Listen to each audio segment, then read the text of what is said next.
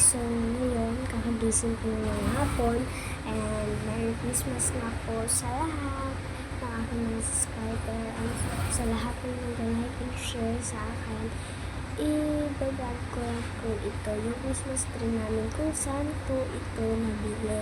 Kasi may nagtatanong kasi na isang klase ko kasi nanonood siya ng mga TikTok ko kung saan ko ba nabili ito.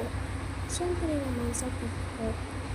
Kaya tignan nyo guys ang Christmas tree namin. Pinaghirapan namin ito ni Mama ikabit lahat ng mga balls kaya umabot na kami ng madaling araw. Tignan na.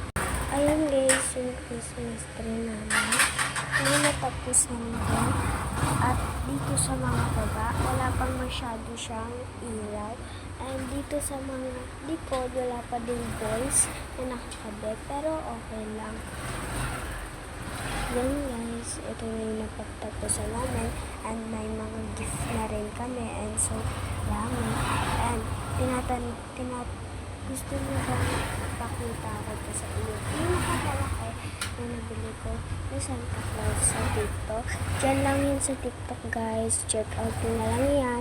Ayan, 3 3.5 lang yan. Bye guys. Diba guys, nakakatipid kayo sa 3.5. Kaya na TikTok na kayo bumili.